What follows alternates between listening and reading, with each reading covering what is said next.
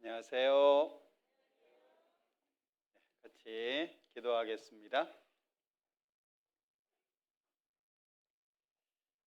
우리를 사랑하시는 자비로우신 주님, 참으로 감사합니다. 하나님의 말씀을 배우는 가운데 살아계셔서 역사하시는 하나님을 알고 믿을 수 있도록, 또 하나님께서 주신 이 성경이 하나님의 말씀인 것을 믿을 수 있도록 도와주시는 것 감사합니다. 오늘도 하나님의 말씀을 배우는 가운데 더욱 하나님을 알 수 있도록 도와주시고, 우리의 마음 속에 하나님이 주시는 바른 믿음을 가질 수 있도록 도와주시기를 원합니다. 모든 시간 함께 해주시기를 원하면서 예수님의 이름으로 기도합니다. 아멘. 구약 성경 이사야서 41장입니다.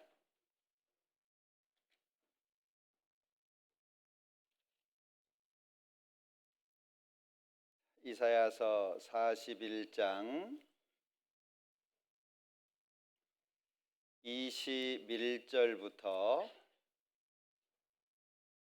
보겠습니다. 이사야서 41장 21절입니다. 나 여호와가 말하노니 너희 우상들은 소송을 일으키라. 야곱의 왕이 말하노니 너희는 확실한 증거를 보이라. 장차 당할 일을 우리에게 진술하라. 또 이전 일에 어떠한 것도 고하라. 우리가 연구하여 그 결국을 알리라. 혹 장래사를 보이며 후래사를 진술하라. 너희의 신됨을 우리가 알리라. 또 복을 내리든지 화를 내리라. 우리가 함께 보고 놀라리라. 과연 너희는 아무것도 아니며 너희 일은 허망하며 너희를 택한 자는 가증하니라. 거기까지입니다. 성경에는 하나님만이 참된 신이시라고 하는 걸 계속 반복해서 증거하고 있습니다. 특별히 이사야서 44장 6절에도 보면 이스라엘의 왕인 여호와, 이스라엘의 구속자인 만군의 여호와가 말하노라.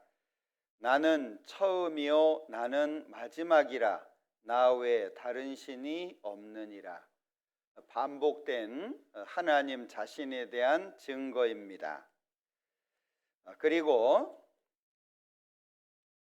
내가 옛날 백성을 세운 이후로 나처럼 외치며 고하며 진술할 자가 누구뇨? 있거든 될 일과 장차 올 일을 고할지어다. 성경에서는 하나님께서 자신만 신이라고 하는 걸 반복적으로 증거하실 뿐 아니라 진짜 신이라고 한다면 나처럼 해야 될 것 아니냐라고 말씀하고 계십니다. 자, 여기에서도 오늘 읽은 말씀입니다. 나 여호와가 말하노니 너희 우상들은 소송을 일으키라. 소송은 법정 용어죠. 누구의 말이 맞는지를 따져보자는 겁니다. 그러면 재판할 때 가장 중요한 것은 증거 또는 증인입니다. 자, 장차 당할 일, 이전 일, 증거 중에 역사가 기록이 되어 있습니다.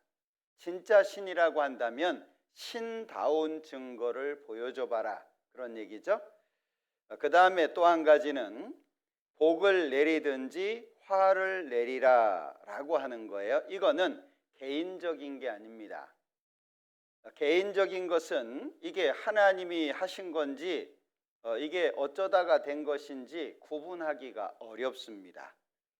많은 사람들이 예수님을 믿고 부자 됐다 이런 얘기도 하지만 사실 그것은 증거가 되지 못해요. 만약에 예수 믿는 것이 잘 사는 것이라고 한다면 예수 안 믿는 사람들은 다 못 살아야 돼요. 그런데 어쩌죠? 예수 안 믿는 사람들이 더 잘 살아요. 무슨 이유겠어요? 자, 여기에 복과 화라고 하는 것은 이것은 개인적인 것이 아니고 국가적인 겁니다. 하나님께서는 창세기 12장에 한 민족의 조상을 선택합니다. 그리고 그 손자죠, 야곱이라고 하는 사람에게 이름을 이스라엘이라고 고쳐주십니다. 사람의 이름이었다가 국가 이름이 된 것이 이스라엘인데, 하나님은 한 민족을 선택해서 약속을 하시죠. 그리고 약속한 대로 실행하시는 거예요. 자, 오늘은 간단하게 어떤 내용을 살펴볼 거냐 하냐면요, 자, 우리는 지금 하나님을 배우고 있는데 하나님의 성품 중에 한 가지가 공의라고 하는 겁니다.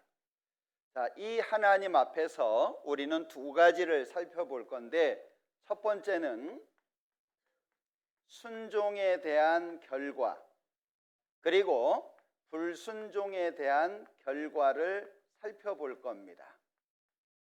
하나님은 이스라엘 민족을 선택하셔서 순종할 때에는 복을 주시겠다라고 약속하셨습니다. 그리고 불순종을 하면 저주를 내리겠다라고 약속을 했고, 이스라엘 민족은 아멘 하고 화답을 했어요. 언약을 맺은 거죠. 자, 그러면 하나님의 공의는 행한 대로 일한 대로입니다. 잘한 사람 상 주고 잘못한 사람 벌 받는 것처럼 하나님은 이스라엘 민족과 약속을 하셨는데, 이 약속이 예언한 그대로 이루어지는지를 확인해 볼 거예요. 왜 이것을 확인해 보냐 하면, 우리는 하나님 앞에서 선택이라고 하는 걸 해야 됩니다. 선택은 이 안에 뭐가 있냐 하면 결과라고 하는 것이 포함되어 있습니다. 선택하는 것은 그냥 선택으로 끝나는 게 아니라 선택한 결과를 자기가 얻는다, 그 얘기예요. 하나님을 안 믿어 선택할 수 있겠죠. 그러면 그 결과를 자기가 받아야 돼요. 한 번 죽는 것은 사람에게 정하신 것이요 그 후에는 심판이 있다는 말씀을 자기가 받아야 되는 겁니다. 하나님을 선택했다 그러면 성경에 약속되어 있는 영생의 축복을 얻는 겁니다. 선택으로 끝나는 게 아니라 결과가 포함되어 있다는 것을 기억하셔야 돼요. 그래서 오늘 이스라엘 민족의 역사 좀 살펴볼 텐데요. 자, 여기에 우상을 만드는 자와 그것을 의지하는 자가 다 그와 같으리로다. 자, 우상을 만드는 사람과 그 우상을 의지하는 사람은 똑같다, 그 말이에요. 같은 배를 탄 겁니다. 공동 운명체라는 거예요. 그래서 모든 일에는 책임이 뒤따르는데 선택은 결과를 포함하고 있는 거예요. 어떤 사람이 그러더라고요.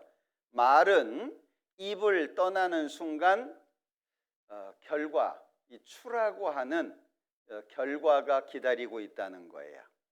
어떤 말을 하든지 입을 떠난 그 말은 이제 결과물로 자기 앞에 기다리고 있는 거예요. 자, 그래서 이스라엘 민족의 역사를 좀 살펴볼 텐데 오늘은 세 가지를 좀 살펴볼 겁니다. 먼저는 민족의 시작, 이스라엘 민족의 역사를 좀 알 필요가 있습니다. 두 번째는 성경에 나와 있는 두 가지 사건 중 여러 것이 있지만 두 가지만 선택했어요.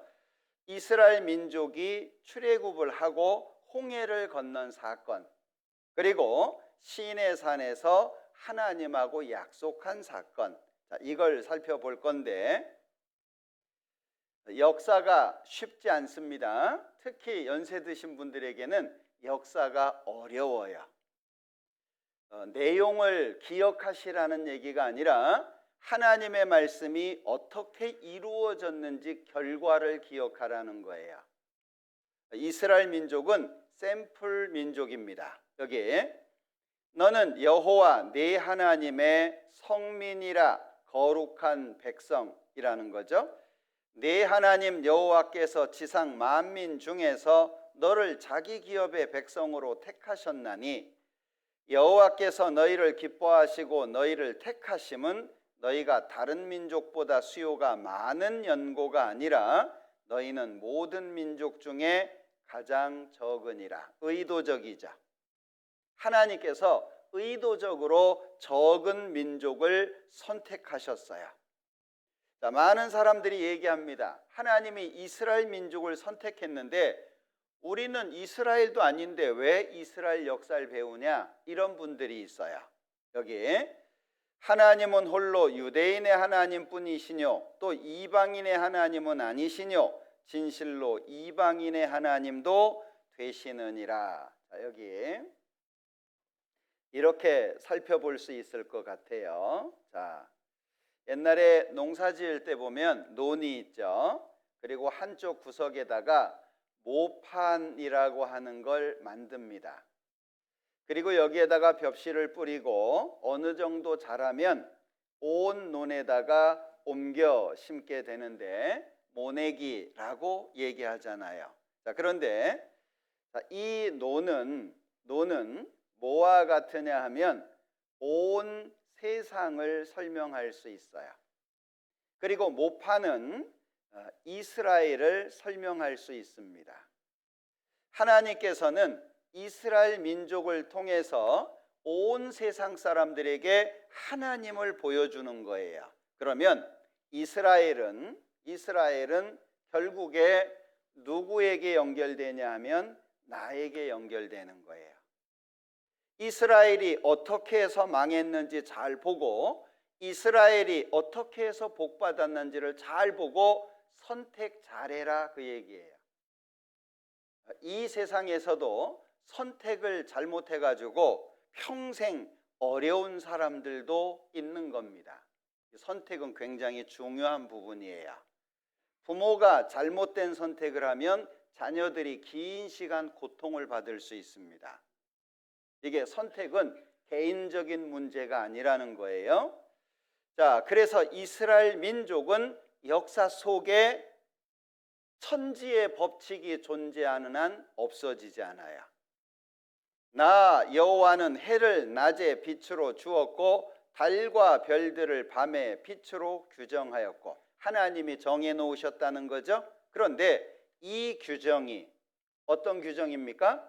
해를 낮에 빛으로 달과 별들을 밤에 빛으로 정해 놓으셨는데 이 규정이 내 앞에서 패할진대, 즉 천지의 법칙이 깨지면 이스라엘 자손도 내 앞에서 패함을 입어 영영이 나라가 되지 못하리라. 무슨 얘기죠?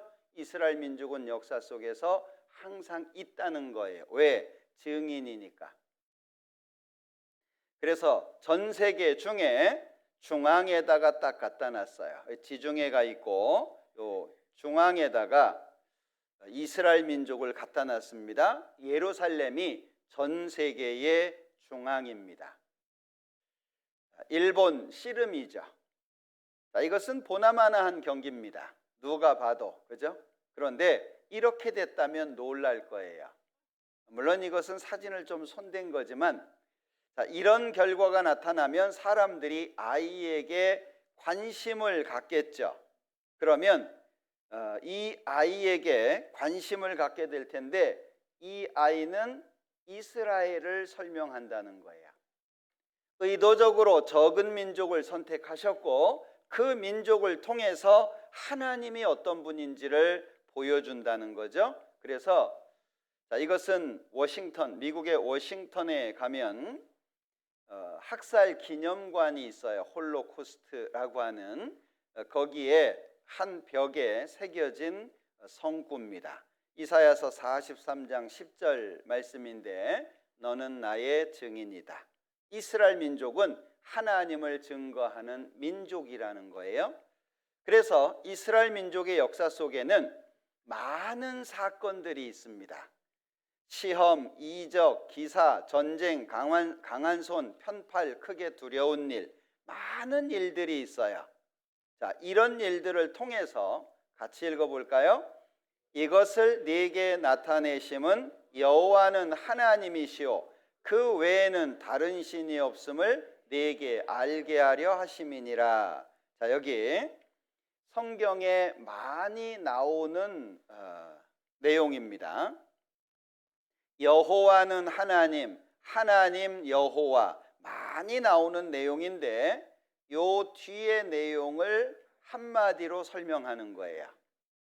하나님 말고는 다른 신이 없다. 여호와만 한 분이신 진짜 신이다 라고 하는 걸 강조하는 말씀입니다. 그렇다면 하나님은 자신을 증거해야 되겠죠? 자신의 존재를 증명하지 못하는 신을 믿는 것처럼 어리석은 건 없어요. 우리 왜 전보로 간다든지 구슬한다든지 뭐 이런 거 많잖아요. 이 중에도 해보신 분들이 계실 텐데 한 번 시작하면 계속해야 된다는 거 아십니까? 답이 없어요. 이게 의사라면 병을 고치는 게 중요하잖아요. 그런데 병을 완치시키지를 못하고 계속 그냥 그 상태를 유지하게 하는 것은 치료가 아니에요. 마치 그와 같아요. 그리고 뭐 구슬한다든지 점을 보러 간다든지 뭐 이러잖아요. 하나같이 반말합니다. 존대하는 사람이 없어요. 예? 예, 제가 아는 분 중에 한 분은 원래 좀 몸이 약하기도 하고 그러셨지만 신기라고 얘기를 하잖아요. 안 받으려고 했는데, 귀신을 안 받으려고 했는데 그것이 자기 자녀들한테 간다고 하는 거예요. 그래서 자기가 받은 거예요. 그런데 놀라운 것은 귀신을 받아들이고 나니까 간판도 안 걸었는데 사람들이 오는 거예요. 그리고 이렇게 사람이 오면 그 사람 옆에 누가 있대요. 다 알려준다는 거예요. 귀신이 와가지고 알려줘요. 근데 여기에서 기억하셔야 될 것이 있어요. 우리나라 사람들은 제사라고 하는 걸 되게 크게 생각하는데 원래 불교에는 제사 없는 거 아시죠? 원래 이 제사라고 하는 것은 유교에서 온 거예요. 유교는 가장 크게 생각하는 것이 효입니다. 효. 그런데 부모님이 돌아가셨다고 해서 효를 멈출 수 있냐? 그렇게 해서 시작된 것이 제사인데 이건 동양 사상 쪽이에요. 그럼 무슨 얘기냐? 자, 사람이 즉 부모가 돌아가시잖아요. 사람이 죽어서 귀신 된다 이렇게 생각하는 거예요. 이게 동양 사상입니다. 그런데 성경에서는 천사들 중에 타락한 천사가 있고 그 우두머리를 마귀, 사탄 뭐 이렇게 부릅니다. 그리고 그 졸개들을 귀신들이라고 해가지고 요 귀신들이 사람을 미혹하는 거예요.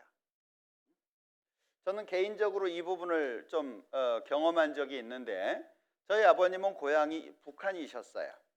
고모, 여동생 하나를 데리고 남쪽으로 내려왔는데 가족들이 많대요. 근데 할아버지 할머니도 계시지만 돌아가셨는지 소식을 모르잖아요. 근데 이렇게 연세를 따져보니까 돌아가셨겠다 싶어가지고 명절 때 제사를 지냈어요. 날짜를 모르니까요. 그러면 제사 지내고 나면 그날 밤에 할아버지가 꿈에 나타난대요. 나타나셔가지고 아들 잘 먹고 간다 그러더래요. 그런데 이제 제가 87년도에 구원을 받고 형님하고 둘이 전도를 해서 5년 뒤에 아버님이 구원을 받으셨어요. 근데 구원 딱 받자마자 꿈속에 안 나타나요. 참 이상하지 않아요? 야, 잘 먹고 간다 그랬으면 안 지내면 야, 올해는 어렵냐, 왜 상도 안 차렸냐 그래야 될 거 아니에요. 이게 상식적으로 안 맞습니다. 왜냐하면 이 귀신들이 사람 흉내를 내는 거예요. 그런데 동양 사상 쪽에서 보면 부모도 모르는 아주 나쁜 자식이 되는 거죠. 이게 아니라고 하는 거예요. 성경이 맞다면 이건 틀린 것이 되고 이쪽 게 맞는 것이 되겠죠. 그러니까 성경을 배우고 하나님을 안다는 것은 분별력이 생기는 거예요. 이게 맞는 거고 저게 틀리는 거고. 예. 그래서 이 천사, 그 중에 타락한 천사가 우두머리 마귀고 그 졸개들이 귀신들이에요. 하는 일이 뭐냐? 고린도 후서 4장을 한번 볼게요.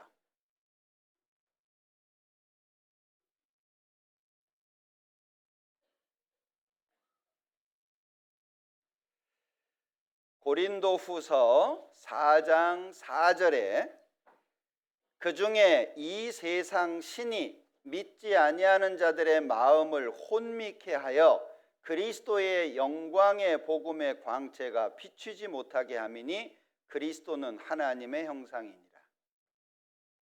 항상 거기에 휘둘리는 거예요. 여러분들 진짜를 바르게 알아야 완치가 돼요. 사람은 어떤 상황 속에서 타격을 받으면 첫 번째 외적인 타격을 받습니다. 그것이 심해지면 내적인 타격으로 들어가는데 먼저 이게 마음이 타격을 받아요. 몸에서 그치면 괜찮은데 몸의 타격을 넘어서면 마음으로 들어와요. 거기에서 지나치면 영이 상처를 받으면 끝나는 거예요. 대부분 마음의 상처가 길어지면 영의 타격을 받아요. 그거 이 세상 어디에 가도 치료가 안 됩니다. 하나님께 나와야 그 부분이 치료가 되는 거예요. 마음이 편하고 몸이 불편한 건 괜찮아요. 그런데 몸이 편하고 마음이 불편한 건 어려운 거예요. 그런데 많은 사람들이 마음과 영의 타격을 받는데 하나님을 안 보는 거예요. 엉뚱한 데를 찾아다니는 거예요. 제가 아는 분은요 1년에 몇 차례씩 굿합니다. 그것도 막 수백만 원씩 들여가지고. 그런데 나아지냐? 똑같아요. 잘 생각하셔야 됩니다. 진짜를 찾아야 되는 거예요. 그런데 내가 신이다, 나는 이래서 신이다, 자기의 존재를 증명하는 신이 있냐 그 얘기예요. 자신의 존재를 증명하는 신이 없어요. 생각해 보세요. 이유가 뭐 같아요? 왜 자신의 존재를 증명하지 못하죠? 우리나라 믿는다라고 하는 조상 믿는 사람도 있고 또는 유명한 사람을 믿는 경우도 있고 뭐 이런저런 걸 믿는 사람들이 많은데 확인해 보셨냐 그 얘기예요. 확실하게 믿을만 하다 인정했어요? 조상이 와서 식사하고 간다는데 확인이 됐냐고요. 제가 아는 분은 마을 입구까지 나가요. 제사 지낼 때 시간 철저하게 지킵니다. 죄송한 말씀이지만 지금 드리는 제사는 제사도 아니에요. 땡겨서 지내고 밀어서 지내고 맡겨서 지내고 외국에 여행 가면서 맡기고 뭐 그러잖아요. 정시에 딱. 그리고 나가서 아이고 오셨습니까? 아무것도 없는데. 그리고 모시고 들어가요. 그리고 들어갈 때 마당에 빨랫줄 치워야 돼요. 어르신들 아시죠? 제사 지내신 분들. 예, 왜요? 귀신이 들어오다 걸린대요. 그리고 제사상에 머리카락이 하나도 있으면 안 돼요.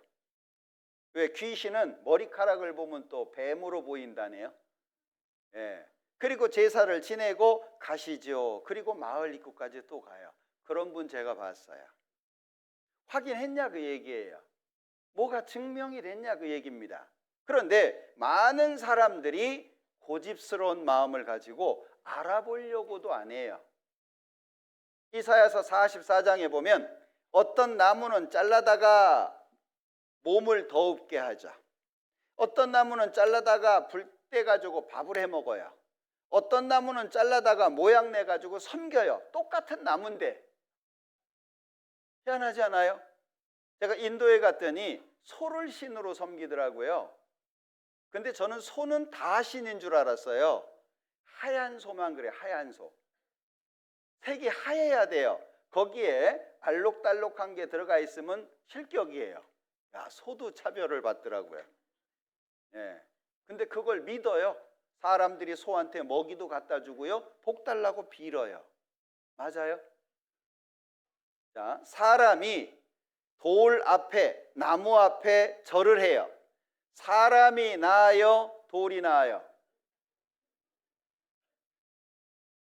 제가 드리는 질문을 잘 들으셔야 돼요. 사람이 돌 앞에 복 달라고 빌어요. 사람이 나아요? 돌이 나아요?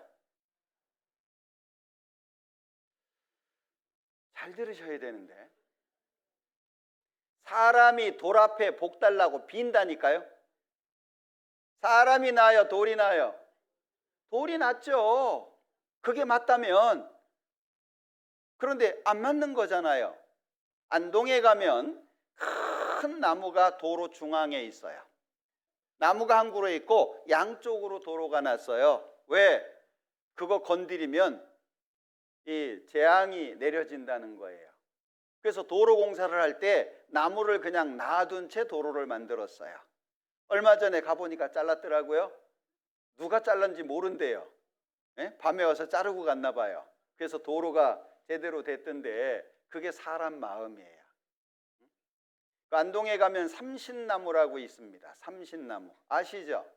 우리나라 사람들은 삼신 할머니가 얼른 나가라 그래가지고 엉덩이를 때려서 엉덩이에 시퍼렇게 됐다는 거예요.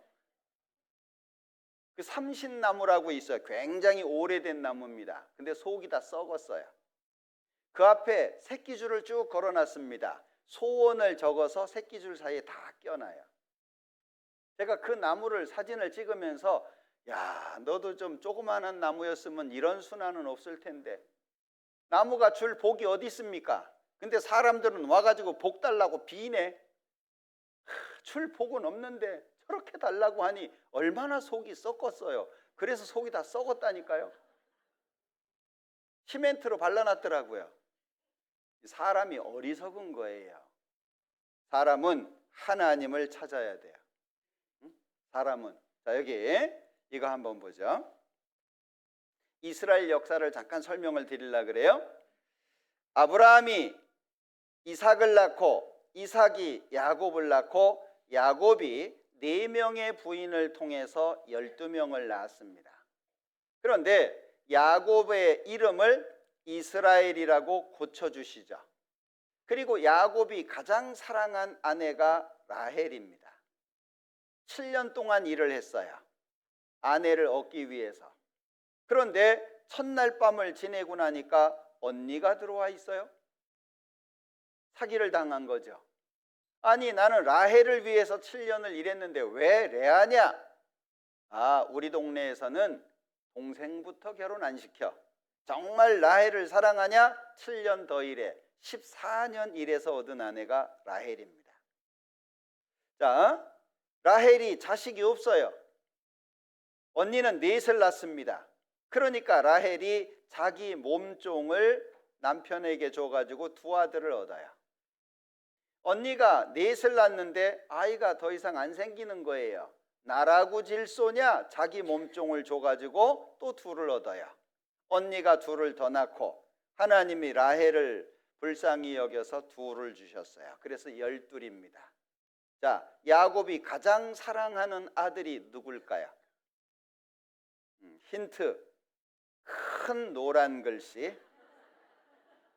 뭐 힌트는 이 정도는 돼야 힌트죠. 예. 그러니 10명의 형들이 어떨까요? 예, 이런 집안을 콩가루라고 얘기합니다. 난리죠. 그러니까 아버지가 요셉에게만 채색 옷을 해입혀요. 아주 귀한 옷이죠. 형들이 요셉을 죽이려고 하다가 그래도 동생인데 죽일 수 있냐? 이집트의 종으로 팔아요. 17살 때. 자, 종으로 팔려서 종살이를 하는데 또 모함을 받아가지고 감옥으로 갑니다. 감옥에 있을 때 창세기 41장 왕이 꿈을 꿔요. 이집트 왕이. 그 꿈을 해몽할 사람이 없습니다. 요셉이 천거돼서 해몽을 하는데 7년 풍년 이어지는 7년 흉년에 대한 꿈입니다. 이 꿈을 해몽함으로 요셉이 총리가 돼요. 7년 풍년이 지나가고 흉년 2년 차, 형들이 먹을 것이 없어가지고 식량 사러 오자. 자, 만났습니다. 우리 같으면 어쩔까요? 원수는 잘 만났다 이럴 수도 있을 거예요. 그런데 이 요셉은 하나님을 제대로 믿는 사람이에요. 하나님이 하신 일이다 그거 알아요. 그러니까 형들을 용서해주고 아직 기근이 많이 남아있으니까 이사 오라고 해가지고 전부 이집트로 이사를 갑니다.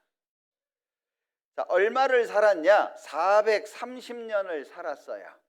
그런데 문제는 요셉이 죽잖아요. 요셉을 총리시켰던 왕도 죽잖아요. 새로운 왕이 등장해가지고 자기 나라를 보니까 남의 민족이 너무 많아요. 하루아침에 노예로 만들었죠. 너무 힘드니까 출애굽기 2장 하나님 도와주세요. 모세가 출생합니다. 모세 나이 80살 때 하나님의 명령으로 10가지의 재앙을 내리고 이스라엘 사람들을 데리고 나오죠. 그게 출애굽기 두 번째 성경입니다. 성경 내용을 몇 군데 찾아볼게요. 유아 외에 보행하는 장정이 60만, 이집트를 나올 때입니다. 이스라엘 사람들은 인구조사할 때 여자하고 어린아이는 숫자에 안 넣어요. 전쟁터에 나아갈 수 있는 장정 기준으로 60만이에요. 그러면 학자들이 추정하기를 아내도 있을 수 있고 부모도 있고 자식도 있을 수 있으니까 한 200만 정도 안 됐을까 추정하는 거예요. 430년을 살았습니다. 바로가 백성을 보낸 후에 블레셋 사람의 땅의 길은 가까울지라도 하나님이 그들을 그 길로 인도하지 아니하셨으니 이는 하나님이 말씀하시기를 이 백성이 전쟁을 보면 뉘우쳐 애굽으로 돌아갈까 하셨습니다. 자, 여기 지도를 놓고 보면은요. 자, 여기 왼쪽이 이집트 땅인데요. 이스라엘 사람들이 여기에 살고 있었습니다. 그러면 이 노란색이 국경선인데요. 이 노란 선이 국경선입니다. 그러면 제일 좋은 가깝고 좋은 길이 어디냐 하면 여기입니다. 바닷가 따라서 가는 거예요. 해변길. 가깝기도 하고 안전하기도 하고. 그런데 하나님께서 의도적으로 홍해 앞으로 끌고 왔다라고 하는 거예요. 지금 이스라엘에 문제가 많죠. 여기 요즘에 아주 뜨거운 지역이죠. 가자 지구라고 하는 원래 블레셋 사람들이 살았던 지역입니다. 블레셋이라고 하는 말에서 팔레스틴이라고 하는 말이 나온 거예요. 이 지역을 팔레스틴, 팔레스타인 뭐 이렇게 얘기를 하잖아요. 여기가 지금 굉장히 뜨거운 지역입니다. 자, 왜 하나님이 홍해 앞으로 의도적으로 끌고 오셨을까?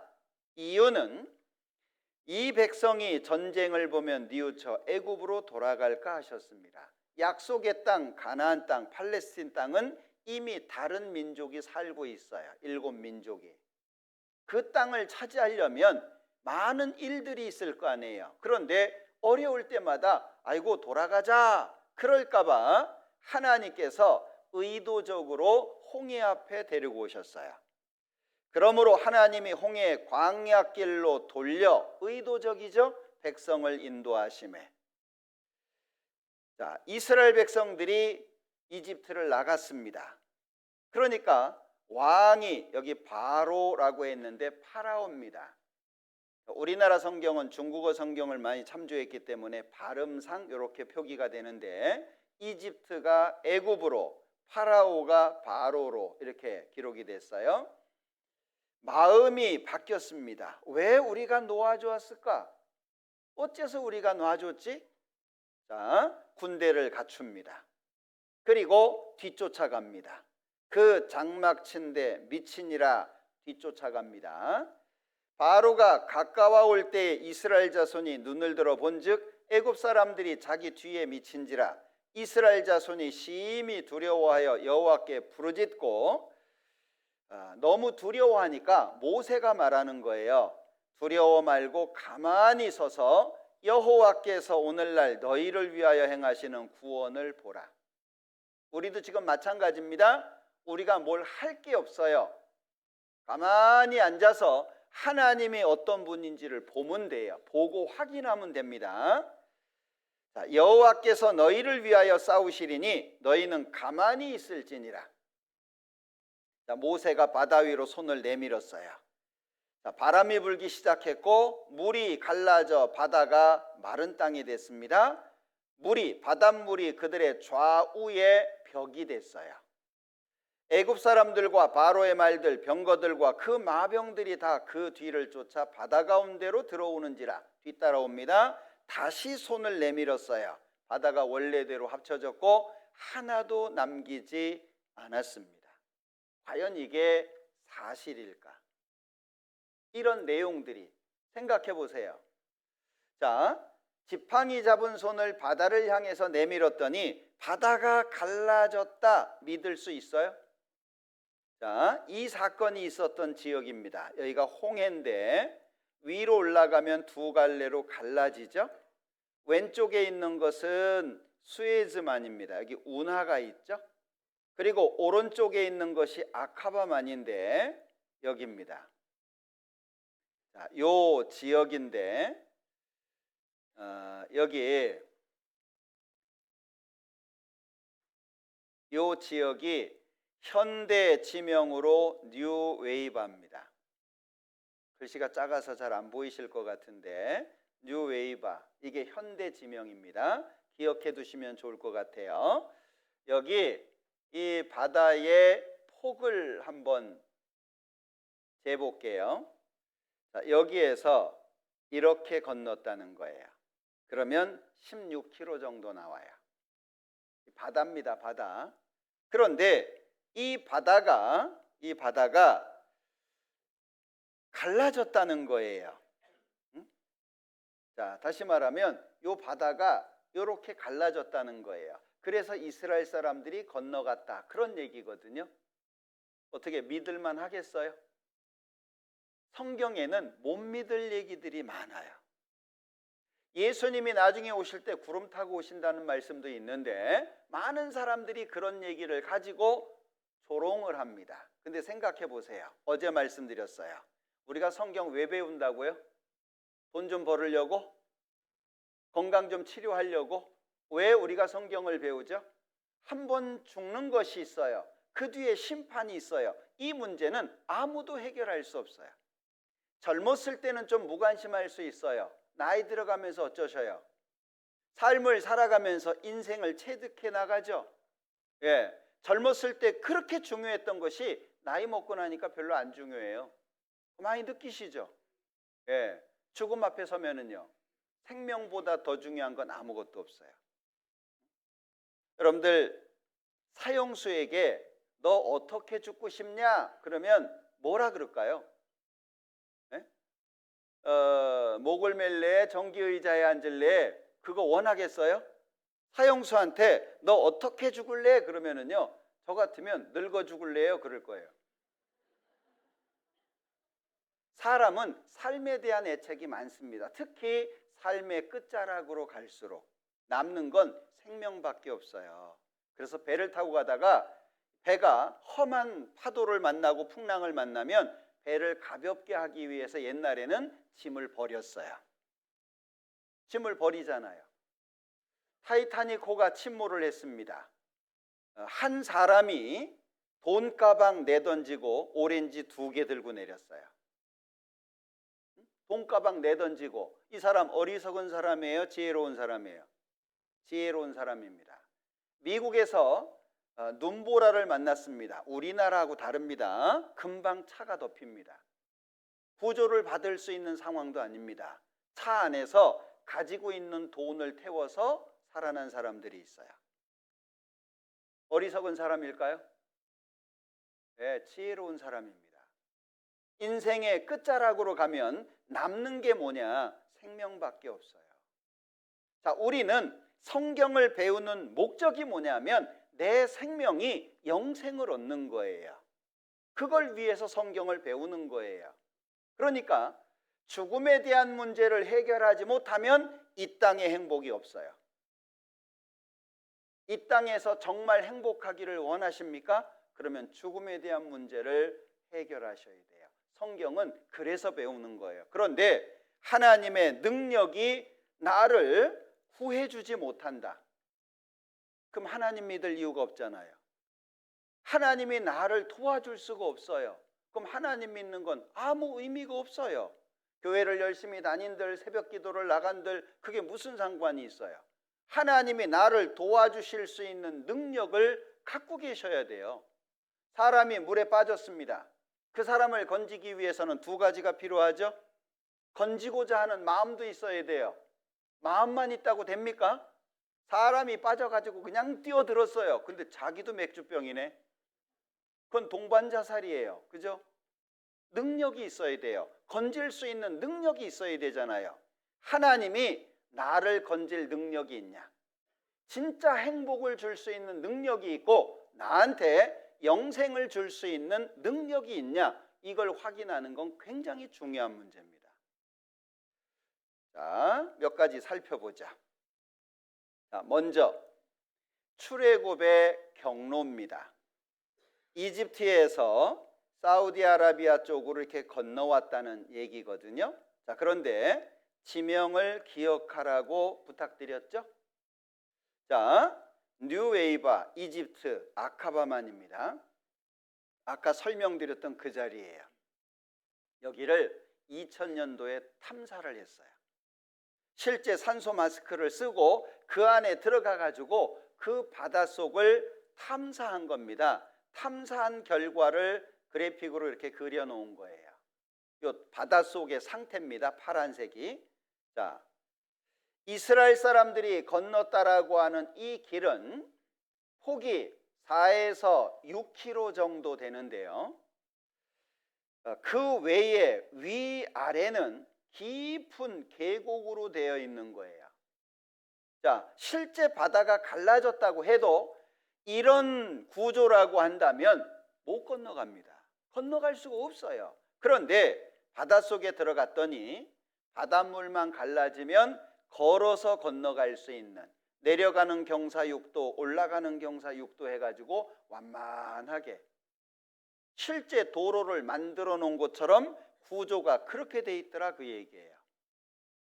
안 믿어지시는 분은 산소통 메고 들어가 보시면 돼요. 예, 우리가 못하니까 많은 분들이 미리 하잖아요. 자, 이렇게 건넜다는 거죠. 이집트에서 사우디아라비아 쪽으로 건넌 겁니다. 자, 그러면 이 사우디아라비아 광야에 많은 돌과 바위에 글과 그림들이 새겨져 있어요. 자, 대표적으로 7촛대, 즉 이스라엘 사람들이 여기에서 살았다는 흔적이 그대로 남겨져 있습니다. 많은 사람이 지칠 수 있는 넓은 공간, 특이한 것은 돌들인데요. 올려놓으면 한 짝이에요. 이 자연석이 이렇게는 참 어렵죠. 그런데 속을 보니까 갈려 있어요. 성경에 만나 먹었다고 돼 있거든요. 자, 그리고 그랜트 제프리라고 하는 사람이 쓴 책인데, 자, 이 책은 하나님의 사인 또는 서명 정도로 설명할 수 있는데, 이 광야를 다니면서 돌과 바위에 새겨진 글과 그림들을 탁본을 뜬 거예요. 왜? 물고기 잡아가지고 어탁한다 그러죠. 본을 뜬 겁니다. 그리고 나서 이게 무슨 뜻인지를 연구를 한 거예요. 자, 시나이 비문 번호 1번 찰스 포스터에 의해서 번역이 됐다 그래놓고, 바람이 불어서 바다가 갈라졌고 그들이 건넜다, 위의 내용을 해석해 놓은 거예요. 이런 글들이 돌과 바위들에 새겨져 있다, 그걸 모아놓은 책입니다. 자, 또 한 가지는 홍해 바다를 탐사할 때 특별한 것들이 발견이 됐는데 마차 바퀴, 사람 뼈입니다. 오른쪽 사진은. 그리고 말 발굽, 말뼈 이런 것들이 발견이 됐는데 자, 여기에 보면 마차 바퀴는 산호가 덮여 있는 거예요. 오랜 시간 지나서 왼쪽은 사진, 오른쪽은 스케치를 한 겁니다. 알아보기 쉽도록. 그리고 요 오른쪽에 있는 것은 사람 뼈인데 역시 산호가 달라붙어 있는 사람의 뼈예요. 여기에서 많은 것들이 발견이 됐습니다. 자, 그리고 또 한 가지. 이스라엘 사람들은, 이집트 사람들은 왕이 죽으면 미라를 만듭니다. 왜? 영혼 불멸을 믿거든요. 나중에 기회에 대해서 이집트를 여행해 볼 기회가 있다면 카이로 가시잖아요. 구도시, 신도시가 있어요. 근데 구도시의 대부분이 무덤입니다. 근데 그 무덤에 수도도 놔주고 전기도 놔줬어요. 거기 사람들이 많이 살아요. 이 사람들은 죽음과 삶이 공존하고 있어요. 혹시 미라라고 하는 영화 시리즈로 나왔는데 그 중에 왕이 살아나니까 그 백성들이 같이 살아나는 장면 보신 분 계신가 모르겠어요. 그걸 믿는 거예요. 그래서 뇌수 다 뽑아내고 썩을 수 있는 거요, 부패할 수 있는 거, 장기 다 끄집어내고 그리고 거기에다가 향료를 채워요. 40일 정도 걸린다 그래요. 자, 모세 추적하다 죽은 왕이 누구냐 조사해 보니까 25구의 왕의 미라가 있는데 왜 죽었는지를 조사한 거예요. 그런데 19조 메르네프타하가 바닷물에 빠져 죽은 흔적을 갖고 있는 겁니다. 여기에 보통 이집트의 미라는 모두 젓갈색을 띠고 있는데 이 미라는 흰색이고 얼굴의 모양이 많이 일그러져 있으며 눈썹을 물감으로 그리는 적이 있고 귀가 무엇 물고기인가에 뜯어먹힌 듯 없는 데다 몸에 소금기로 덮인 부분이 있다는 것. 아주 특별하죠. 메르네프타하의 비석입니다. 여기에 이스라엘은 다 죽고 없다는 내용이 정확하게 기록이 돼 있어요. 자, 여기가 카이로 박물관입니다. 들어갈 때 입장료 내죠. 미라 보려면 또 입장료를 내야 돼요. 아, 머리 좋아요. 자, 그런데 한 구 한 구 유리관 속에다가 넣어놓고 온도 습도를 맞춰서 보관을 합니다. 눈알만 새로 박은 것이고요. 다 자기 거예요. 피부까지, 손톱, 발톱까지, 머리카락까지 그대로 다 있어요. 그런데 보통 이런 모습입니다. 그냥 수분이 빠져나가서 그대로 말라버린 이런 형상이에요. 그런데 메르네프타하는 이래요. 저도 처음 갔을 때 누가 설명 안 해줘도 찾겠더라고요. 아, 이거네. 왜? 완전히 달라요. 색깔도 다르고 고치는 적도 있고 귀도 한쪽 뜯어먹었는지 없고. 그런데 제일 중요한 게 뭐냐? 이 왕의 몸에서만 소금기가 나온다는 거예요. 자, 그런데 박물관 측에서 설명서를 붙여놨는데 그걸 여기 좀 찍어왔어요. 메르네프타하에 대해서 설명하고 있죠. 자, 여기 람세스 2세의 13번째 아들이라고 소개가 되어 있고 대략 60세 정도에 죽은 걸로 되어 있습니다. 이 사람의 몸이 별로 안 좋은데 이도 안 좋고 관절도 안 좋고 이 왕이 뭐 했는데 관절이 안 좋은지 모르겠어요. 그리고 이게 동맥경화입니다. 참 대단하지 않아요? 몇 천 년 전에 죽었는데 몸에 어떤 질병이 있는지 다 찾아내잖아요. 그런데 중요한 것은 이 사람의 피부가 하얀색입니다. 하얀색이에요. 왜 하얀색이냐? 여기 듀트 솔트 그랬는데 솔트는 소금이죠. 듀트는 무엇 때문에잖아요. 소금 때문에 미라 만드는 과정 속에서 피부가 하얀색 됐대요. 그러면 미라는 전부 무슨 색이어야 돼요? 다 하얀색이어야 돼요. 근데 왜 하나만 하얀색이에요? 예, 이 사람 바다에 빠진 거 건진 거예요. 생각해 보세요. 이스라엘 백성들이 먼저 모세 따라 나갔어요. 왕이 마음이 바뀌어가지고 군대를 이끌고 직접 나갔습니다. 지금처럼 인공위성이 있어요, 드론이 있어요, 이런 영상 매체들이 있어요, 정보가 옛날에는 실제 보고 달려가서 전달하든지 문서든지 이런 거잖아요. 소식이 없는 거예요. 왕이 나갔는데 이거 좀 문제가 있나 보다. 사람들이 나중에 나갔겠죠. 바닷가에 가니까 말도 죽어 있고 사람도 죽어 있고 바닷속에 빠진 경우도 있지만 이 바닷가로 나온 경우도 있을 거 아니에요. 이거 문제가 있구나. 급하게 찾았겠죠. 그러다가 왕을 만나가지고 갑자기 데리고 와가지고 미이라로 만들었을 거 아니에요. 이런 흔적들이 남을 수밖에 없죠. 추론해도 쉽게 이해할 수 있는. 자, 그리고 여기 레크미레라는 사람의 무덤입니다. 이집트 사람입니다. 이집트 테베라고 하는 지역에 있는데 이 사람 무덤 속에서 발견된 벽화예요. 이집트 사람입니다. 이집트 사람 무덤 속에 이런 벽화가 있어요. 자, 이집트 관료가 보초스입니다. 이스라엘 사람들이 노예 생활을 합니다. 뭐 하고 있죠? 벽돌 만들어 가지고 성 쌓는 일을 하고 있어요. 출애굽기 1장 내용하고 똑같아요. 성경과 역사가 일치하고 있다는 거잖아요. 성경은 그냥 말도 안 되는 뜬구름 잡는 것처럼 그렇게 설명하지 않습니다. 성경은 분명한 사실을 우리에게 전달해주고 있다, 그 얘기예요. 자, 그러면 이 홍해 사건을 통해서 하나님이 우리에게 뭘 보여주시냐 하면 하나님의 능력을 보여주는 거예요. 하나님이 이런 능력을 갖고 계시다. 다시 말하면 내가 너를 도와줄 수 있다는 거예요. 여러분들 어디에서 위로받으실 거예요?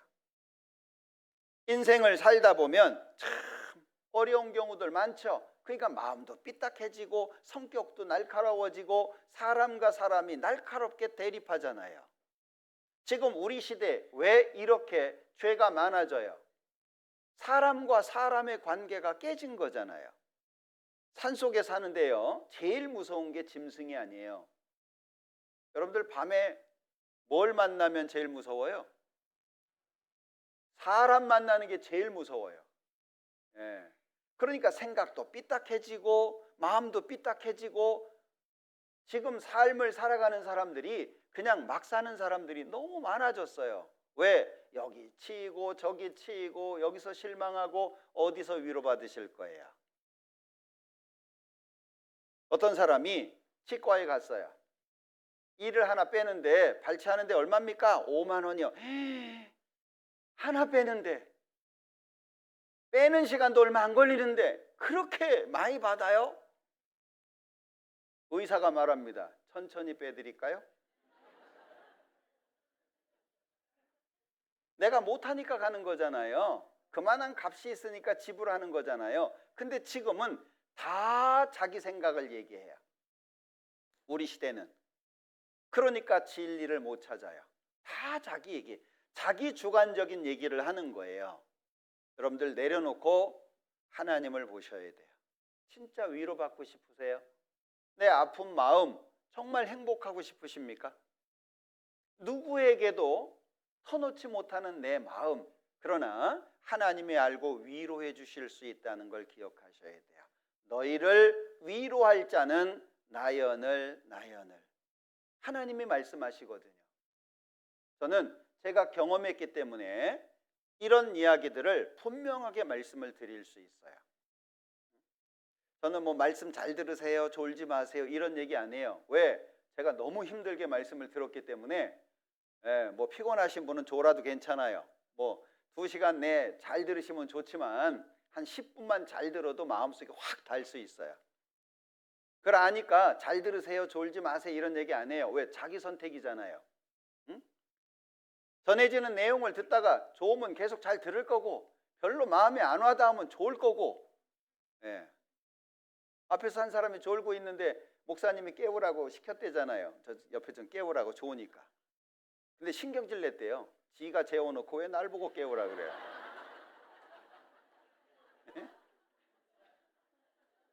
사람은 필요하면 하게 돼 있어요. 아, 이게 나한테 진짜 필요한 거구나. 그걸 알면 시키지 않아도 할 수 있어요. 문제는 나한테 필요한 걸 모르니까 그러는 거예요. 이게 얼마나 중요한 문제인지 확인하셔야 돼요. 그러니까 출애굽 사건을 통해서 하나님의 능력을 보여주신 거예요. 나는 너를 충분히 도와줄 수 있어. 나한테 와 라고 말씀하시는 겁니다. 자, 또 하나 볼게요. 자, 세 번째 이야기를 드리기 전에 영상 하나 볼게요.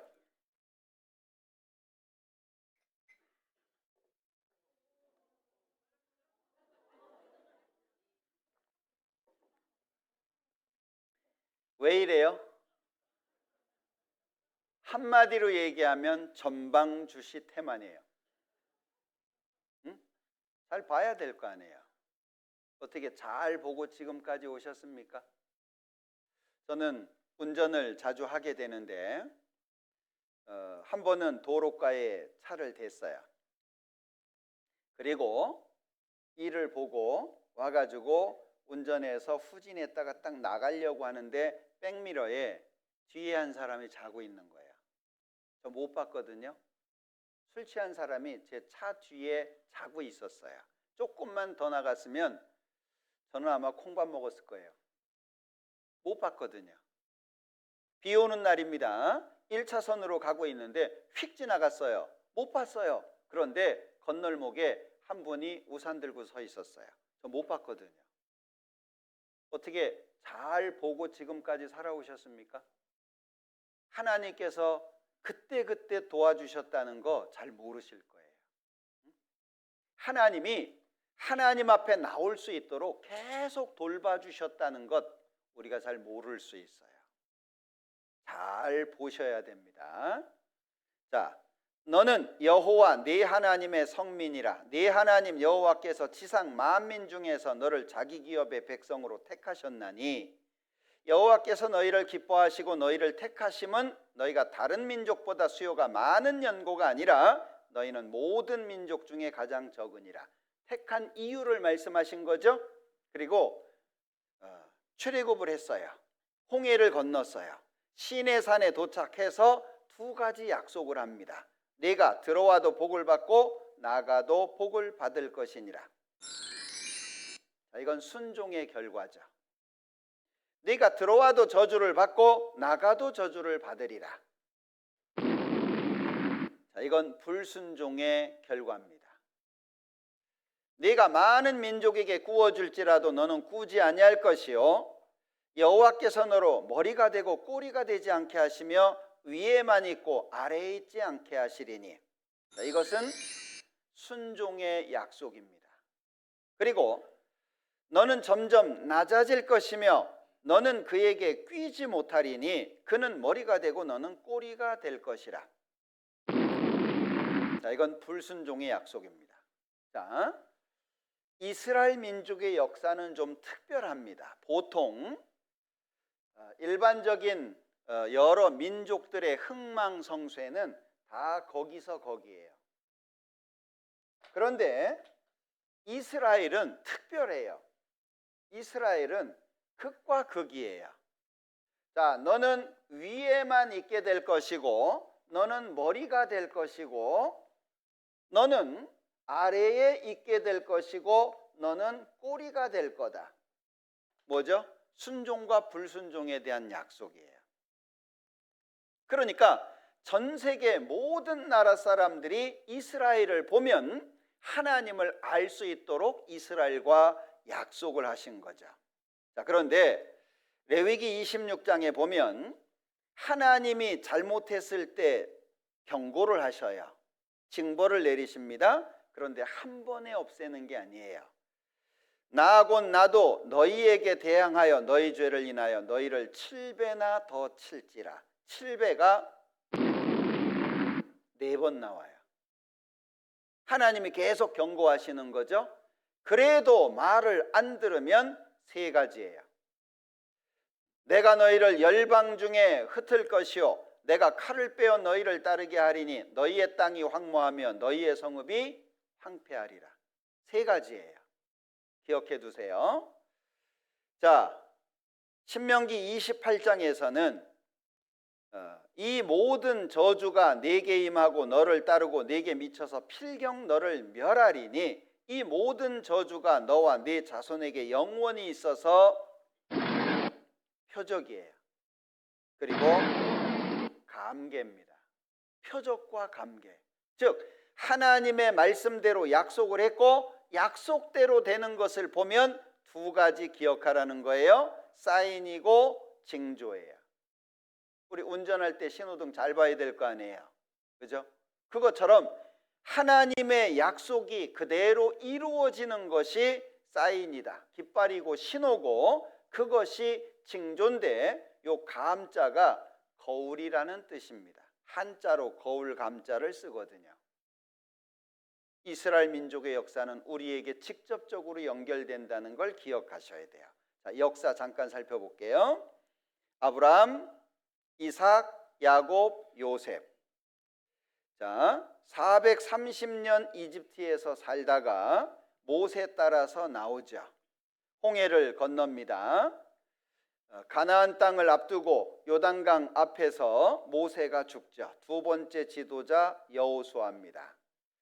자, 여호수아가 약속의 땅을 정복하고 이스라엘 지파별로 땅을 나누어 주고 죽어요. 그 다음에 350년 전후 사사 시대가 지나가는데요. 마지막 사사가 사무엘입니다. 사무엘 당시 이스라엘 사람들은 왕을 요구합니다.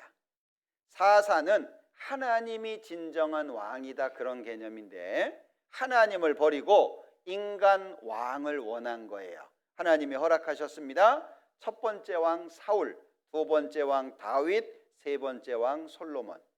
외국 사람들이 이런 이름들 많죠? 보통 데이빗이라고 얘기를 하고요. 여기 어디 가다 보니까 제이콥이라고 카페도 있던데 외국 사람들이 많이 쓰는 이름들입니다. 자, 솔로몬이 늙음하게 하나님을 배반하죠. 솔로몬의 아들 르호보암 때 BC 930년경인데 나라가 둘로 쪼개집니다. 경고하신 거죠? 너 잘못하고 있다 경고한 거예요. 북쪽에 19명의 왕이 나오는데 칭찬받은 왕이 하나도 없어요. BC 722년 아시리아, 성경에는 아수르라고 되어 있는데 완전히 망해서 나라가 없어집니다. 북쪽이죠. 남쪽에는 유다라는 지파 이름에서 온 겁니다. 그래서 유대인, 유태인 이렇게 불러요. 자, 20명의 왕이 등장하는데 8명이 칭찬을 받았습니다. 역사가 좀 길죠. 그러나 계속 죄를 지어서 바벨론에게 3차례 침공을 받고 망합니다. 자, 그런데 이스라엘 민족이 유다 민족이 바벨론에게 망하기 전에 하나님이 두 사람에게 예언을 주셨어요. 잘 보셔야 돼요. 나 여호와가 이같이 말하노라. 바벨론에서 70년이 차면 내가 너희를 권고하고 나의 선한 말을 너희에게 실행하여 너희를 이곳으로 돌아오게 하리라. 바벨론에게 망할 거고 70년 동안 포로 생활을 하고 다시 돌아오게 될 거다. 예레미야라는 선지자가 예언을 한 거예요. 자, 그런데 이사야 선지자가 고레스에 대하여는 이르기를 그는 나의 목자라 나의 모든 기쁨을 성취하리라 하며 예루살렘에 대하여는 이르기를 충건되리라 하며 성전에 대하여는 이르기를 네 기초가 세움이 되리라 하는 자니라. 여기를 한번 보시죠. 이런 거예요. 예수님이 태어나시기 700년 전이 이사야가 활동했던 시대입니다. 예수님이 태어나시기 600년 전에 활동했던 선지자가 예레미야입니다. 예레미야는 뭘 예언했죠? 바벨론이라고 하는 나라에 망하게 될 거다, 유다가. 그리고 70년 동안 포로 생활을 할 거고 포로 생활이 끝나면 돌아올 거다. 이 애환, 포로 생활의 애환을 담은 게 시편 137장이에요. 찾아볼까요? 자, 시편 137장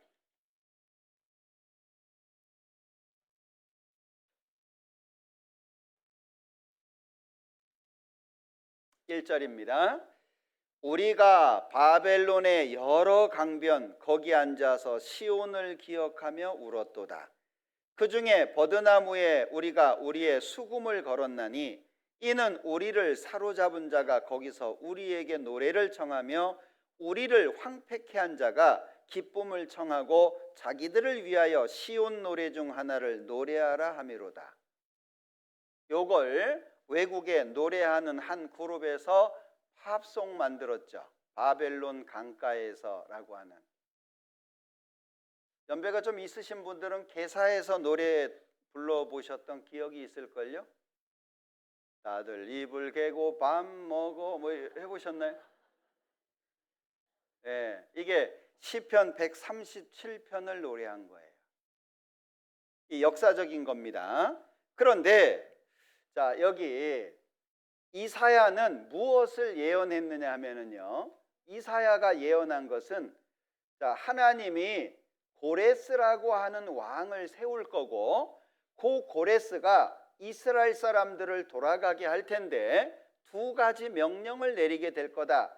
첫 번째, 도시 예루살렘이 완전히 무너졌으니까 도시를 건설해라 명령 내릴 거고, 두 번째, 성전 무너졌으니까 성전 세우라고 명령 내릴 거다.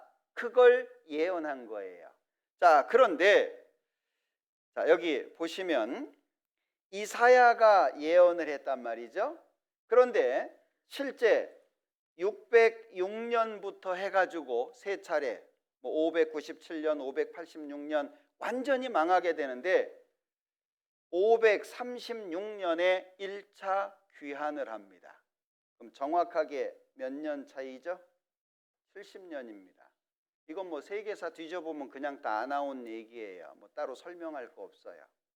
그러면 이사야가 예언을 했을 때로부터 고레스가 등장해가지고 이스라엘 사람들을 보내려면 적어도 150년 전후의 시간이 흘러야 되는 거예요. 이해되셔요? 태어나지도 않은 사람을 예언해 놓고 있는 거예요, 성경에. 100년도 훨씬 지나야 되는데 고레스가 등장할 거고 이스라엘 사람들 돌려보낼 거다. 하나님 어떤 분이에요?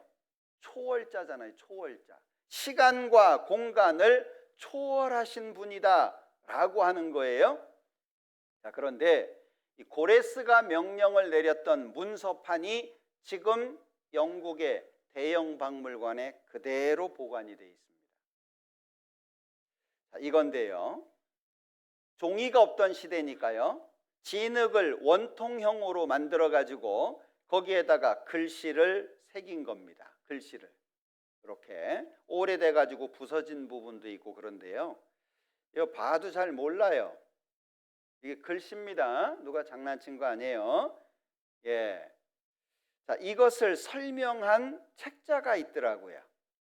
그래서 실린더 원통형으로 되어 있는데 성경에는 고레스 또는 키루스, 사이루스 이렇게 발음을 하는데요, 고레스의 문서입니다. 원통형으로 되어 있는 페르시아의 왕이고 고레스의 정치 활동에 관한 기록이다 그래 놓고 당시에 포로 생활을 하고 있는 이스라엘 사람들에게 돌아가라고 명령을 합니다. 그런데 돌아가서 해야 될 일이 있죠. 리빌드, 다시 지어야 돼요. 무엇을? 도시를 건설하고 성전을 지어야 돼요. 예언 그대로죠. 성경 연구하다 보면요, 소름 돋습니다. 저는 하나님을 이미 믿는 사람이지만 그래도 뭔가 설명드리기 위해서 연구를 하잖아요. 연구하다 보면요, 소름 쫙쫙 돋아요. 얼마나 정확한지. 성경 사실입니다. 그러니까 자, 고레스가 명령을 내려서 돌아와 가지고 성전도 짓고 도시도 건설하고, 근데 계속 죄를 짓는 거예요. 그러니 계속 남의 나라에 짓밟힙니다. 자, 아시리아에게, 바벨론에게, 페르시아에게, 헬라, 로마에게 그 당시에 예수님이 태어나시죠. 자, 그런데 예수님을 십자가에 죽이는 거예요. AD 70년 타이투스가 쳐들어와 가지고 110만 명 정도를 죽였다 그래요. 자, 그리고 AD 135년 하드리안 황제 때 법으로 정해버렸어요. 이스라엘 사람들은 이스라엘 땅에서 못 산다. 왜? 계속 독립운동을 하니까 다 나가라 쫓아내버렸어요. 자, 끝까지 말을 안 들으면 첫 번째가 뭐였죠? 기억하시나요? 내가 너희를 열방 중에 흩어버릴 거다. AD 135년부터 시작됐어요. 자, 왜 예수님을 십자가에 죽였을까? 여기 네 가지를 언급해 놨는데요. 첫 번째는 선민 사상이 너무 커요. 하나님이 우리만 택했잖아. 뭐 이런 거죠. 옛날 양반처럼 말이에요. 그리고 영적인 교만입니다. 하나님이 우리만 택했어. 그러면 잘 살아야 되는데 위선적인 모습인 거예요. 그리고 영혼을 생각 안 해요. 여러분들 지금까지 살아오시면서 내 영혼 생각해 보셨어요? 많은 사람들이 자기 속에 영이 있는지도 몰라요. 잘 먹고 잘 살다가 죽으면 끝이라고 생각을 해요. 자기 속에 뭐가 있는지도 모른다니까요. 그러니 영혼을 생각할 수가 없죠. 오직 복은 뭐예요? 육신적인 거예요. 육신적인 거. 그래서 기복신앙, 기도만 하면 복 받는다. 그래서 교회 다니시는 분들이 욕심 많죠. 이것도 주시고 저것도 주시고 어지간하면 다 주시고 막 얼마나 달라고 하는지요. 예. 그 다음에 가장 문제가 뭐냐면 잘못된 지식, 성경에 대한 지식이 없어요. 제가 2000년대 초반에 미국에 선교하기 위해서 갈 때 비자를 받기 위해서 대사관에 간 적이 있었어요. 제가 거기다가 목사라고 썼거든요. 근데 영사관이 묻는 거예요. 제가 갑자기 당황을 했어요. 대충 뭘 물어볼지 이렇게 준비하고 갔는데 제가 상상도 못했던 걸 묻는 거예요. 신약 성경 맨 앞에 4권 뭐예요? 그러더라고요. 아니 이놈이 나를 무시하는 건가? 내 목사라고 썼는데 나중에 알았어요. 미국 사람의 70% 정도가 침례교도들이고요. 많은 사람들이 하나님 믿는다고 하는데 4권 순서대로 말하는 사람이 적대요. 기독교인이라고 말을 하는데 1년에 성경 한 번 읽는 사람이 거의 없다는 거예요. 우리 옛날에 그냥 불교 신자라고 하면서 1년에 한 번 절에 왔다 갔다 하는 것처럼 말이죠. 예. 아, 이래서 그런 질문을 했구나. 나중에 책 보고 이해를 했어요. 성경적인 무지예요. 교회 다니는데 하나님을 몰라. 예수님 이름을 부르면서 기도를 하는데 예수님이 누군지를 몰라요. 왜 믿어야 되는지. 예수가 누구예요? 왜 믿어야 돼요? 예수하고 나하고 무슨 상관이 있어요? 말 못해요. 그냥 복 준다니까. 그리고 어떤 교회는요 그렇게 울어요. 네? 제가 저 은평 쪽에서 목회를 할 때 거기 천이 하나 있어요. 그 이제 밤에 걷기도 하고 그러는데 갑자기 울음소리가 들리는 거예요. 어디서 오나 봐도 안 보여요. 나중에 보니까 교회당인데 불 꺼놓고 우는 거예요. 그 사람들이 뭐라 그래요? 아, 예수가 죽기는 죽었는 모양이요. 그렇게 우는 거 보니까 성경도 모르죠. 하나님에 대해서 모르죠. 자기가 뭘 구해야 되는지도 모르죠. 그러니 교회 수십 년 다녀봐요. 뭐해요? 나더러 주여 주여 하는 자마다 천국에 다 들어갈 것이 아니요 하늘에 계신 내 아버지의 뜻대로 행하는 자라에 들어가리라. 이런 거 교회 다니시는 분들이 싫어해요. 생명으로 인도하는 문은 좁고 길이 협착하여 찾는 사람 별로 없다. 그런데 사망, 지옥으로 내려가는 길은 문이 넓어요. 많은 사람들이 갑니다. 정말 신중하게 생각하셔야 돼요. 예. 어떤 할머니가요, 며느리한테 예수님 얘기를 들었어요. 그래서 경로당에 가가지고 아이고 예수라는 양반이 있대야. 예? 그러니까 옆에 있던 할머니가 그래? 누구래? 아이 뭐 이 세상에 왔대. 뭐 구원하러 왔다든가 그러던데. 그런데 아이 근데 그만 죽었대. 그러니까 옆에 있던 분이 아이 그럼 조문은 갔어? 가려고 했지. 근데 또 살아났다네. 정말 놀라운 것은요, 우리나라도 기독교 신자들이 많아졌는데 성경을 너무 몰라요. 너무 무지한 거예요. 그러니까 예수님이 이 땅에 오셔가지고 다만 하나님을 사랑하는 것이 너희 속에 없음을 알았노라. 그리고 이 백성이 입술로는 나를 존경하되 마음은 내게서 멀도다. 교회 가면 칭찬받고 세상 나가면 욕먹고 예수쟁이라고 욕먹고 교회 가면 인정받고 이상하지 않아요? 많습니다. 그런 사람들이. 예. 하나님 앞에 인정받은 사람이라면 세상 사람들한테도 인정받아야 되지 않겠어요? 그런데 세상 사람들한테는 다 손가락질을 받아요. 예수쟁이라고 말은 잘한다고. 근데 교회당 가면 인정받는 거예요. 교회가 타락하는 거죠. 자, 성경에는 예수님이 두 가지 모습으로 예언이 돼 있어요. 초림, 이 땅에 처음 오시는 예수님은 고난의 그리스도입니다. 죄인을 구원하기 위해서 십자가에 죽는 모습으로 이 땅에 오세요. 이사야서 53장에 잘 설명하고 있죠. 두 번째, 재림하시는 예수님은 만왕의 왕으로 오세요. 시편 2편에 잘 설명이 되어 있습니다. 그런데 이스라엘 백성들이 자기들 사정이 너무 급하잖아요. 초림을 까먹었어요. 왜? 안 필요한 거죠.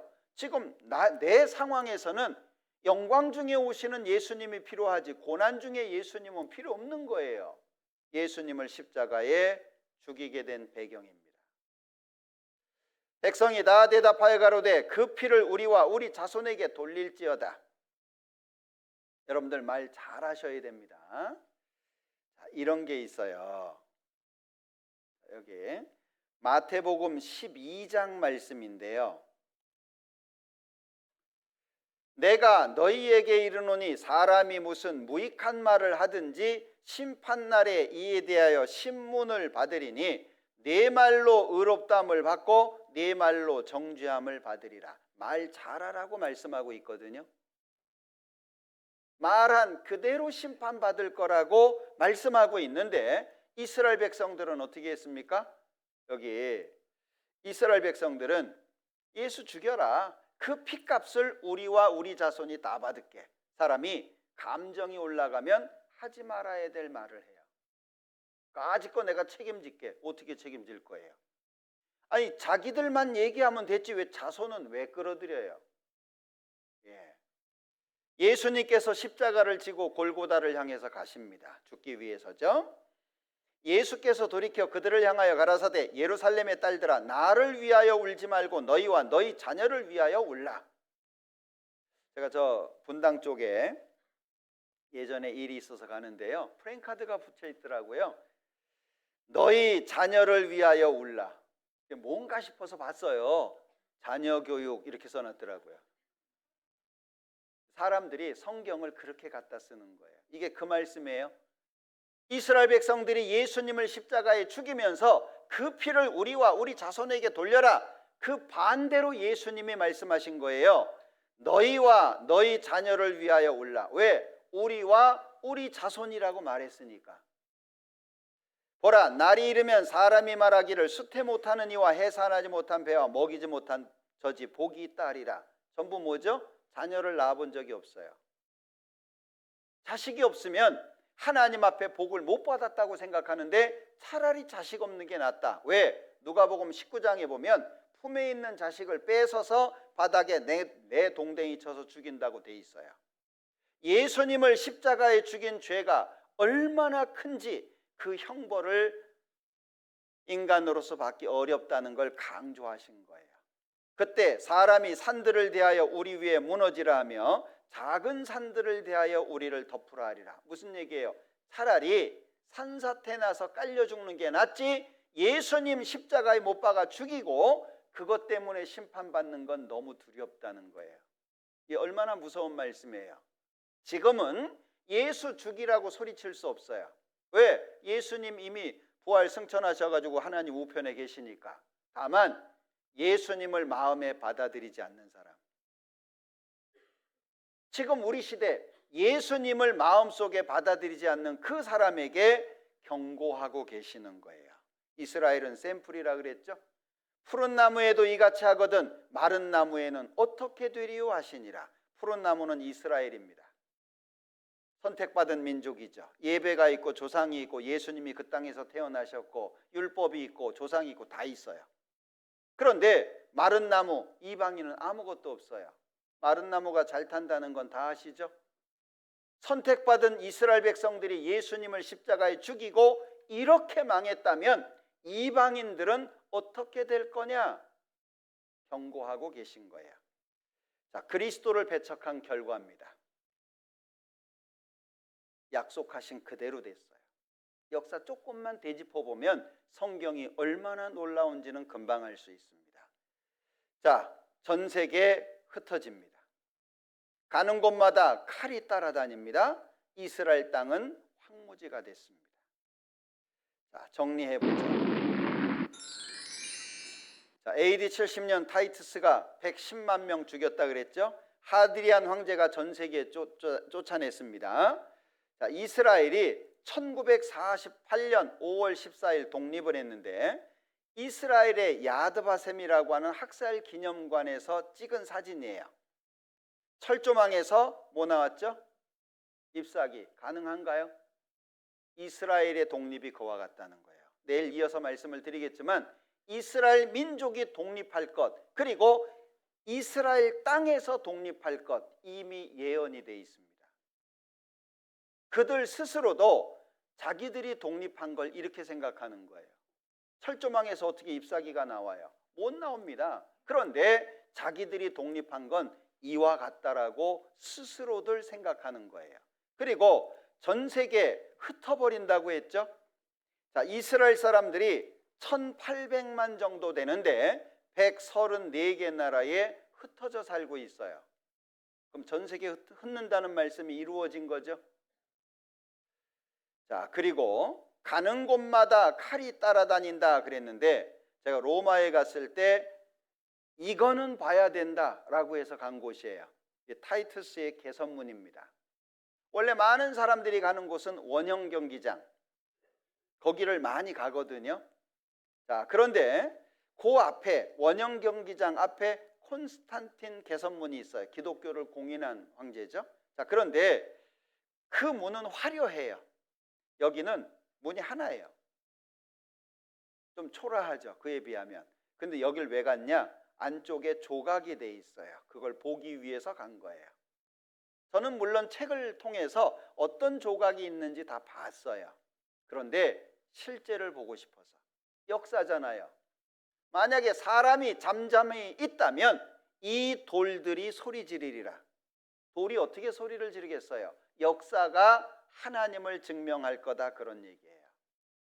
이런 조각들이 되어 있습니다. 제가 보고 싶었던 건 이거예요. 예루살렘을 함락시키고 예루살렘에 있는 보물들을 로마로 옮겨가고 있는 조각입니다. 성경 그대로. 여기 이스라엘에서 찍은 건데요. 7촛대죠. 예. 그 예루살렘의 보물들을 가져다가 지은 게 원형 경기장이에요. 역사적으로 다 증명이 되잖아요. 자, 이스라엘 사람들이 계속 죽습니다. 총살을 당하고. 유대인이라는 이유로 1941년 러시아에서요, 감옥에 있는 죄수들한테 새 파이프를 줘가지고 유대인들 때려 죽이게 한 거예요. 유대인이 사는 아파트에 불을 질렀습니다. 아래만 보이고 위에 안 보이죠? 불 붙은 거예요. 자, 여기가 폴란드에 있는 수용소입니다. 아우슈비츠라고 하는 폴란드 수용소인데 지금은 터만 남아 있어요. 원래 동물들을 집어넣는 곳입니다. 그런데 사람들을 여기다가 집어넣은 거예요. 유대인을 조롱하는 그런 사진들 얼마나 많은지 몰라요. 사진, 그 당시에 썼던 물건들 얼마나 많은지 모릅니다. 자, 구덩이를 파괴해요. 유대인들이죠. 총 쏘면 죽겠죠. 그럼 묻어요. 자, 이런 사진들. 아이를 안고 있는데 뒤에서 총을 쐈어요. 총알 아끼겠다고. 도끼로 내려치고 쭉쭉 찢어서 생체 실험하죠. 독일약 잘 듣죠. 아스피린 아십니까? 예, 사람한테 직접 실험했잖아요. 세균 집어넣고 어떻게 썩어가는지, 머리 잘라가지고 박제 만들고 별별 실험 다 합니다. 살아있는 사람 산채로 가슴을 해부하죠. 머리를 쪼개서 실험을 합니다. 사람 몸에 있는 기름 짜내가지고 비누 만들었어요. 금 이빨 다 빼가지고 금괴 만들어서 팔아먹었습니다. 제가 이거 독일 가서 처음 본 건데요. 지하실입니다. 가스실에서 죽은 시체들을 여기다 이제 집어넣는 거예요. 그러면 이제 소각로 갖다가 이제 태우는데 제가 이거 처음 봤어요. 이게 뭐냐, 이게 여기 이렇게 있잖아요. 고리가. 이게 도대체 뭐냐 물어봤더니 죽은 줄 알고 데리고 왔는데 아직 안 죽은 거예요. 정육점 가보셨죠? 고기 갈고리를 꿰서 걸어놓는 거. 그것처럼 갈고리를 걸어가지고 여기다가 걸어놨대요. 그래도 안 죽으면 큰 망치로 머리를 쳐서 죽였다고 합니다. 자, 이것은 사람 피부입니다. 사람 피부를 얇게 벗겨가지고 종이 대신 쓴 거예요. 진짜 할 거 안 할 거 다 한 것 같아요. 왜 유대인들이 이렇게 비참하게 죽어야 되죠? 그들 말 때문이에요. 예수 죽여라. 그 피를 우리와 우리 자손들이 다 받을 테니까. 여기 베르겐 벨젠이라고 하는 수용소입니다. 그냥 공원이죠. 그런데 여기 800명 묻혀 있어요. 여기는 1000명이 묻혀 있습니다. 여기는 2500명이, 여기는 5000명이. 숫자나 맞겠어요? 얀네 일기 읽어보셨습니까? 얀네 프랑크의 무덤이 여기 있습니다. 자, 이게 얀네가 마지막 썼던 일기장입니다. 남겨져 있어요. 그 일기장이. 이게 그 당시의 사진들입니다. 시체가 절비하잖아요. 그냥 땅 파고 집어넣은 거예요. 폴란드에 있는 아우슈비츠 수용소 정문을 워싱턴의 학살 기념관의 모형으로 만들어 놓은 건데, 자, 요거는 노동입니다. 일, 아르바이트라 그러죠. 그리고 요거는 자유입니다. 프라이. 노동이 자유를 준다. 일 시키는 거예요. 일 못할 때 되면 가스실 집어넣는 거예요. 자, 여기는 이제 가스실, 수용소 내부를 모형으로 만들어 놓은 겁니다. 이게 전부 옷 벗고 있는 거예요. 가스실로 집어넣고 옷을 벗게 하는 겁니다. 한 1000명 정도 들어갈 수 있는 공간에 집어넣고 이제 옷을 벗게 하는 거예요. 그냥 싹 벗는 거죠. 당시 사진입니다. 자, 그러고 나면 이제 가스실로 가스를 집어넣는 거예요. 지글론 B라고 하는 가스인데요. 이 통을 집어넣으면은요, 여기 몇 분 만에 죽어요. 몇 분 만에 죽거든요.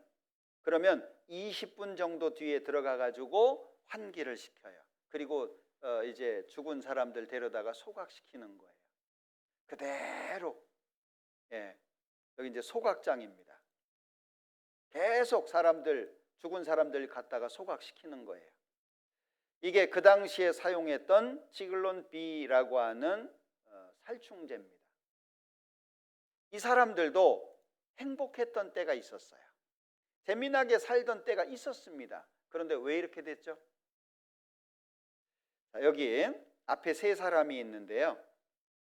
실제 수용소에서 기가 막히게 살아나신 분들이에요. 요 세 분 할아버지들이. 그래서 요 분이 있는데 여기 보면 이름이 나와 있죠. 조엘 로믹이라고, 홀로코스트 서바이벌. 그래서 실제 수용소에서 살아나신 분이에요. 근데 이분한테 이거 물어본 거예요. 이거. 너희는 나의 증인이라고 하는 이 성구를 여기 왜 새겨놨냐? 정말 놀랬어요. 우리는 정말 큰 환난을 받은 민족인데 우리같이 환난 받는 민족이 더 이상 나오면 안 돼. 우리가 그거 증거하는 거야. 깜짝 놀랐어요. 야, 아직도 성경을 모르는구나. 왜 자기들이 이렇게 비참하게 죽는지 모르는 거예요. 왜 이스라엘 사람들이 이렇게 망합니까? 그들이 예수님을 십자가에 죽이면서 소리쳤잖아요. 그 피를 우리와 우리 자손에게 돌려라. 그게 역사 속에 그대로 된 겁니다. 동그라미 속에 있는 분이 기적적으로 살아났죠. 엘리 위젤이라고 노벨 평화상 수상자입니다. 수용소 내부가 얼마나 비참했는지를 생생하게 증언을 한 거예요. 온 바다가 잉크로 채워져 있고 온 세계의 갈대가 펜이며 온 세계인이 글을 쓴다 해도 유태인이 받은 박해를 모두 쓰기는 어렵다. 얼만큼의 박해길래. 특별히 레빈은 아우슈비츠의 생존자였다. 어떤 의미에서는 그렇지 못했을 것이다. 여전히 악몽의 포로로서 세계가 홀로코스트, 대학살을 잊어가고 있다는 생각에 시달리던 그는 87년 마침내 자살했다. 많은 사람들이 기적적으로 살아나거든요. 근데 자살하는 거예요. 왜요? 눈만 감으면 수용소예요. 여러분들 생각해 보세요. 엘리 위젤도요. 가스실 줄 서 있었어요. 그런데 자기 앞에서 딱 끊어졌어요. 마음 어떨 것 같아요? 죽음을 앞두고 있는 마음이 다른 거예요. 지금 우리 시대는요. 죽음을 너무 멀리하는 시대예요. 죽음을 생각할 수 없는 시대입니다. 특히 우리나라 같은 경우에는 환경이 너무 좋잖아요. 죽음 앞에 서 보셨습니까? 죽음은요. 얼마나 두려운 것인지 모릅니다. 그냥 까짓거 죽지, 한 번 죽지, 두 번 죽냐 그렇게 얘기할 게 아니에요. 얼마나 무서운지 몰라요. 자, 아시리아에게 북쪽 이스라엘이 망한 때부터 예수님 오신 때까지 700년 왜 계속 남의 나라에 짓밟혀요? 불순종의 결과입니다. 거기다가 예수님을 십자가에 죽인 이후 1948년 독립할 때까지 왜 이렇게 계속 남의 나라에 짓밟혔죠? 환란의 역사, 이스라엘 민족과 같은 역사가 없어요. 말씀드렸죠? 순종할 땐 위에 머리, 불순종할 때는 아래 꼬리입니다. 분명하게 나타나잖아요. 아, 이게 하나님이 살아계시구나. 분명하게 선언을 합니다. 예수님 배척해서 일어난 결과예요. 자, 영상 하나 보죠. 나치는 유대인에 대한 편견을 공공연하게 드러냈다. 그들은 1차 대전의 패배가 유대인들 때문이며 유대인들이 국제적으로 독일에 대한 음모를 꾸미고 있다고 주장했다. 나치의 망상은 끝이 없었다. 지난번 전쟁이 끝난 후 유대인들이 유럽의 도시로 몰려들었습니다. 그들은 작은 기생충처럼 유럽 국가 속으로 파고들어 수천 년 된 문화를 위협하고 범죄를 저지르며 부정부패와 혼란을 야기하고 있습니다. 이후 히틀러는 비밀리에 유대인 말살을 명령했다.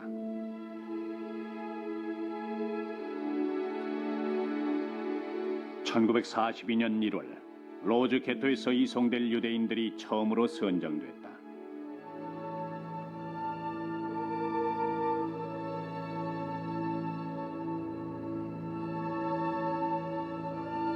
나치는 노역을 할 수 있는 사람들과 할 수 없는 사람들을 분류했다. 일단 나치는 사람들을 남자들과 여자들, 아이들로 나누었다. 그리고 그 중에서 바로 처형할 사람들을 골라냈다. 헝가리에서 열차가 도착할 때마다 그 열차에 타고 있던 유대인 75%가 가스실로 직행했다.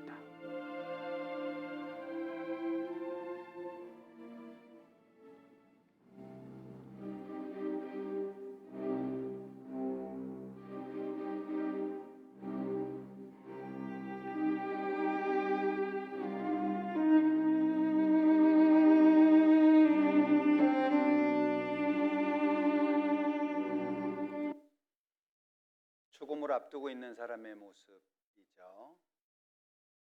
저는 이 모습 보여드릴 때마다 참 두려운 생각이 듭니다. 죽음이라고 하는 걸 누가 쉽게 생각하겠어요? 자살을 하려고 했다가 기적적으로 구조되신 분들이 하나같이 하는 말이 있죠. 내가 왜 이런 짓을 했을까? 죽음은 무서운 거예요. 모든 걸 다 끊어버립니다. 내가 수고했던 모든 거, 나와 관계에 있던 모든 거, 내가 추구했던 모든 것으로부터 다 단절이에요. 아무도 잘못된 선택을 안 했으면 좋겠어요. 이런 이스라엘 민족의 역사가 우리한테 뭘 설명해 줍니까? 샘플로 보여주고 있는 거예요. 불순종의 결과가 이렇게 치명적이라고 하는 걸 보여주고 있는 겁니다. 우리는 순종의 선택을 할 수 있어야 될 거예요. 여러분들 말씀 듣고 끝나지 말고 기억을 해보세요. 들은 말씀, 그리고 내가 어떤 선택을 해야 될지 고민하셨으면 좋겠어요. 내일 뵙죠? 기도하겠습니다. 우리를 사랑하시는 자비로우신 주님, 참으로 감사합니다. 하나님께서 살아계시며 약속하신 것을 반드시 지키시는 것을 오늘 배웠습니다. 순종의 결과, 불순종의 결과가 말씀 그대로 이루어지듯 우리가 어떤 선택을 해야 될지 지혜로운 마음이 될 수 있도록 도와주시기를 원합니다. 이번에 말씀 앞에 나온 모든 분들 한 사람도 하나님의 사랑 가운데 벗어나지 않도록 도와주옵소서. 내일도 함께 해주시기를 원하면서 예수님의 이름으로 기도합니다. 아멘.